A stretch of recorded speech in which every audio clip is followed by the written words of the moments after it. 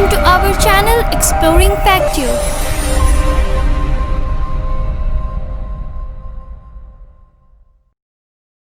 अगर आपने अभी तक हमारे चैनल को सब्सक्राइब नहीं किया है तो सब्सक्राइब कर लीजिए और बेल आइकन दबा दीजिए ताकि आप लोगों के पास हमारे लेटेस्ट वीडियोस के अपडेट्स पहुंचते रहें।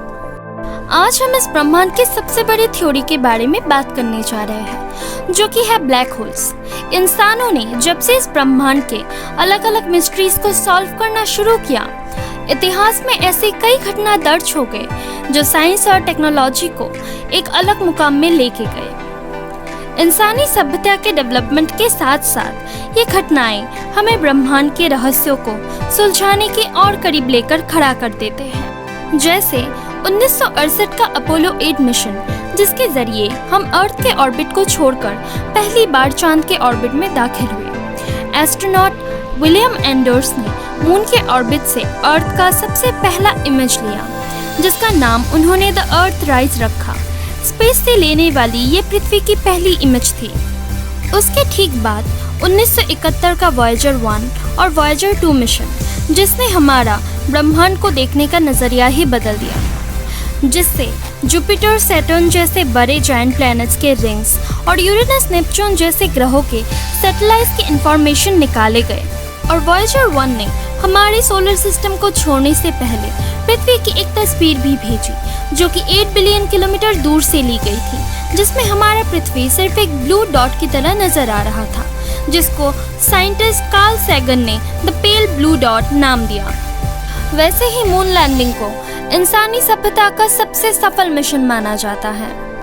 ऐसे ही नए नए खोज ब्रह्मांड को इंसानों के और पास ला रही है। वही एक अनसुलझा रहस्य जिसके बारे में एक भविष्यवाणी किया गया था, जिसको मशहूर साइंटिस्ट एल्बर्ट आइंस्टाइन ने अपनी थ्योरी ऑफ जनरल रिलेटिविटी में बताया था। उनका कहना था कि स्पेस में ऐसे इलाकों का होना जिसकी ग्रेविटी किसी भी और चीज से ज्यादा हो, बिल्कुल पॉसिबल है। वही एक और मशहूर साइंटिस्ट स्टीफन हॉकिंग ने अपनी पूरी जिंदगी ब्लैक होल के बारे में रिसर्च करने में लगा दिया।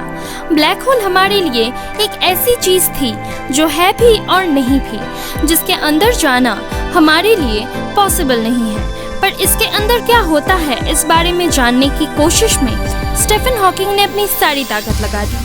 स्टीफन हॉकिंग बहुत छोटे ही उम्र में पैरालाइज हो गए थे। उन्होंने अपने ब्रेन और लॉजिक से ये पता लगाया कि ब्लैक होल के अंदर क्या होता है और ये काम कैसे करता है।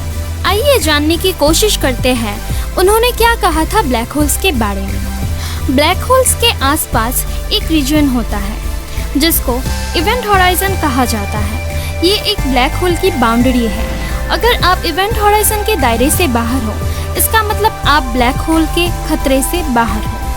अगर आप इवेंट हॉराइजन के दायरे में आ गए, इसका मतलब आप उस ब्लैक होल से कभी बाहर नहीं आ पाएंगे। स्टीफन हॉकिंग के मुताबिक एक इवेंट हॉराइजन ब्लैक होल का होलोग्राम की तरह काम करता है, और इवेंट हॉराइजन को स्टडी करके हम जान सकते हैं एक ब्लैक होल के अंदर क्या चल रहा है।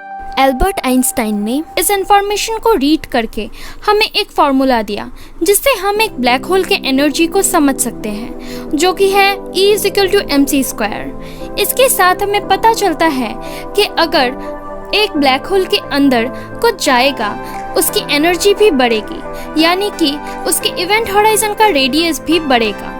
स्टीफन हॉकिंग ने ब्लैक होल्स को क्वांटम मैकेनिक्स के थ्रू स्टडी किया और खोज किया हॉकिंग रेडिएशन प्रक्रिया की। जब उन्होंने ब्लैक होल्स को क्वांटम मैकेनिक्स के जरिए जानने की कोशिश की, तो उन्होंने पाया कि ब्लैक होल्स हमेशा एक तरीके की रेडिएशन को बाहर की तरफ रेडिएट करता है, जिसका नाम उन्होंने दिया था हॉकिंग रेडिएशन। और ये रेडिएशन हमें बताती है कि अगर black holes continuously radiation radiate कर रहा है, तो उसकी एनर्जी कॉन्टिन्यूसली कम होती जा रही है। जैसे कि हम जानते हैं, एक ब्लैक होल की एनर्जी उसकी इवेंट हॉराइजन जितनी ही होती है। तो अगर एनर्जी बाहर रेडिएट हो रही है, तो उस ब्लैक होल की इवेंट हॉराइजन कंटिन्यूसली छोटा होता रहेगा। अगर वो मास को कंटिन्यूसली निकलता ना रहे, तो अगर ब्लैक होल्स में कुछ नहीं जाएगा, तो वो छोटा होते होते स्पेस में ही गायब हो जाएगा। इसकी खोज भी स्टीफन हॉकिंग ने ही किया था। अगर आप किसी ब्लैक होल को ठीक से देखेंगे तो जान पाएंगे कि उससे ग्रेविटी बाहर की ओर निकलती रहती है, पर लाइट नहीं। मतलब जो ये ग्रेविटी निकल रही है वो अंदर के मैस की वजह से ही है। मतलब अगर हम जान लेते हैं कि एक ब्लैक होल के आसपास का ग्रेविटेशनल फोर्स कितना है, तो हम ये पता लगा सकते हैं कि उस ब्लैक होल के अंदर कितना मैस मौजूद है।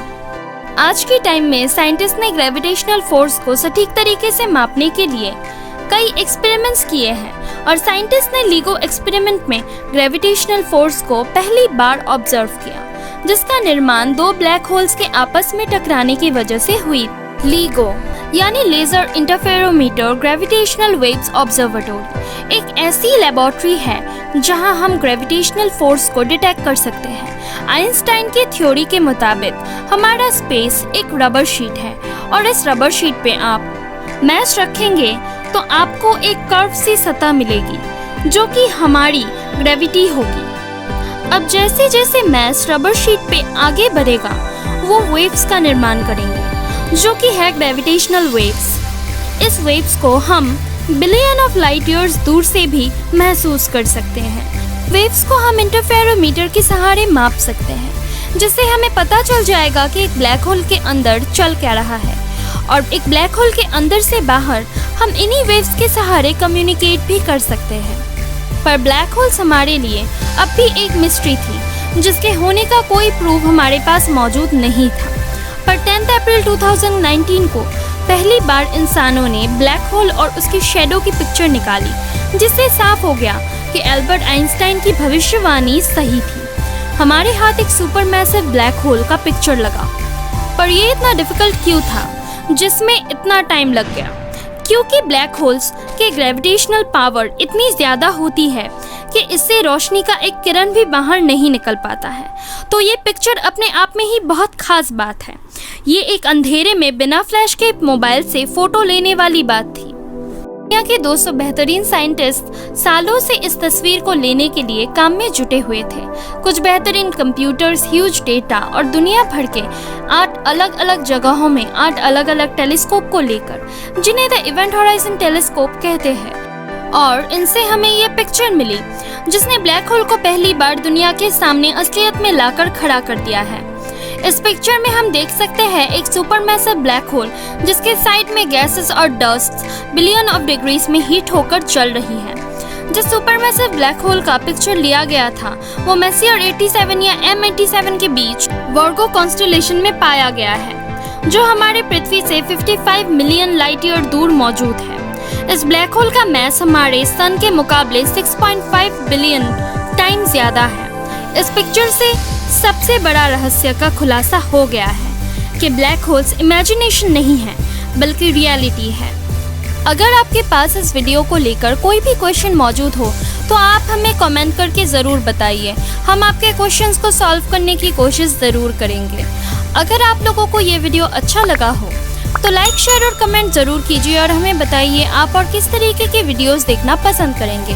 अगर अब तक आप लोगों ने हमारे चैनल को सब्सक्राइब नहीं किया है तो सब्सक्राइब कर दीजिए और बेल आइकन दबा दीजिए ताकि आप लोगों के पास हमारे लेटेस्ट वीडियोस के अपडेट्स पहुंचते रहें। Thank you.